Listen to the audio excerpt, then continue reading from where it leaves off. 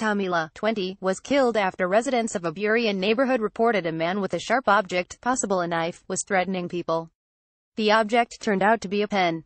The family of a 20-year-old Burien man who was fatally shot by a sheriff's deputy in June planned to file a federal civil rights claim seeking at least $20 million against King County, they announced Thursday.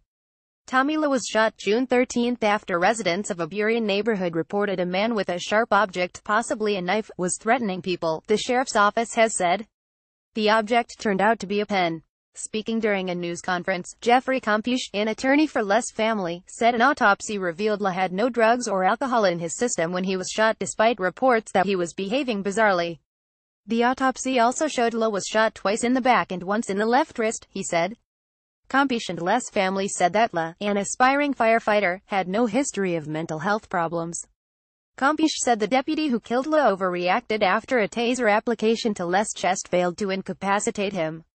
La was shot around midnight after sheriff's deputies were summoned by several 911 calls about a man making threats in the 13,600 block of 3rd Avenue South in Burien.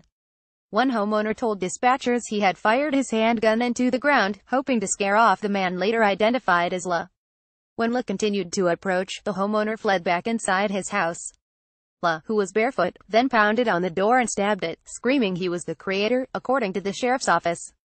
3 deputies confronted La, who refused commands to drop what they thought was a knife, said department spokeswoman SGT Cindy West. 2 deputies fired their tasers, with one of them hitting La. But it had no effect, she said. When La reportedly moved toward deputies, Deputy Cesar Molina shot him 3 times. La died at Harbor View Medical Center in Seattle. Les' death came just hours before he was set to graduate from CareerLink, an alternative high school completion program at South Seattle College. A news release issued by the sheriff's office immediately after the shooting indicated deputies believed La was holding a sharp object, maybe a knife.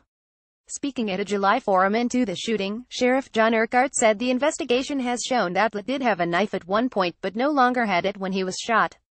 Witnesses in Les' house and across the street said they saw La return to his house down the street and then leave again with a pen before the shooting, Urquhart said. Investigators found a knife similar to one witnesses described in the house, he said. The shooting is being investigated by the sheriff's Major Crimes Unit. Molina has been with the sheriff's office for 2.5 years and had taken 40 hours of crisis intervention training.